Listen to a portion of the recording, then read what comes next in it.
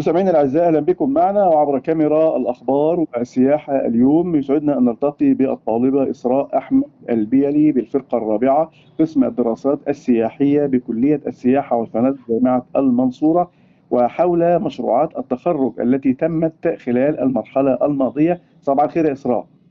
صباح النور. يعني ما شاء الله، حاجه جميله ومشهد جميل. وكلميني عن مشروع التخرج اللي تقدمت به مع اعضاء الفريق بتاعك. هو في البداية مشروع التخرج بتاعنا أنا والتيم بتاعي اسمه ميدن. وميدن دي أصلا هي كلمة فرعونية بتعني الهدوء أو الاسترخاء بس بالهيروغليفي، وده أصلا فكرة المشروع بتاعنا. احنا في البداية كنا حابين إن احنا نقدم مشروع بيبقى سهل تنفيذه على أرض الواقع عموما. فجات لنا الفكرة من مؤتمر المناخ اللي كان في شرم الشيخ. تمام. ولاحظنا برضو إن في الفترة الأخيرة أغلب مثلًا البلوجر، الinfluencer، الناس عمومًا حابين إن هم يدوّروا على أماكن بتكون أكتر هدوء، أكتر استرخاء، آمم كده يعني. فبيسافروا برّه، فإحنا ليه مثلًا ما نعملش الحاجة دي عندنا مثلًا في مصر وكده. ففكّرنا إن إحنا ننشئ منتجع بيئي أنا والteam بتاعي. فبدأنا إن إحنا نبحث في الموضوع أكتر، ندوّر على مكان يدعم الفكرة بتاعتنا.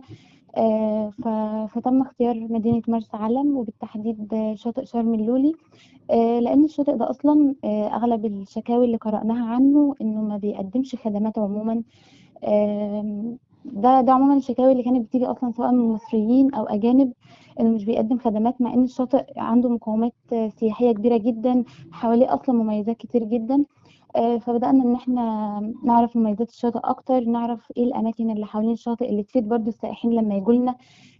فبدأنا إن إحنا نشتغل على المشروع بتاعنا، بدأنا إن أنا والteam مثلًا نقسّم الدراسات. كل ده طبعًا كان بمساعدة أستاذ دكتور رانيا محمد بهاء الدين. شكرًا جدًا ليها لإنها لولاها ما كناش تقريبًا وصلنا للي إحنا فيه ده. ف وبرضه مروة طارق زميلتنا كانت الleader بتاعة الteam، ساعدتنا جدًا، جدًا في المشروع وإن إحنا نتقدّم بيه ويطلع بالصورة اللي حضرتك شايفها دلوقتي دي. بدأنا إن إحنا نقسّم الدراسات علينا، كل حد بدأ يشتغل في الدراسة بتاعته. آآ خلّينا المنتجع بتاعنا يبقى صديق أكتر للبيئة. لو واجهنا أي سلبيات أو أي حاجة حاولنا إن إحنا نتعامل معاها، إن إحنا ما نضرّش البيئة ولا نضر المكان اللي إحنا هنبني فيه المشروع بتاعنا. تمام إسراء، قولي لي بقى، يعني الفريق العمل اللي كنتوا مع بعض فريق متناغم من زميلاتك وزملائك، إمم. اتفقتوا إزاي؟ رحتوا المكان فعلا، مثلا نزلتوا ميداني وتابعتوا وشفتوا؟ يعني احكي لنا التجربة. هو إحنا كنا عارفين أصلًا آخدين فكرة عن المكان عمومًا، لإن أنا كنت شُفته قبل كده.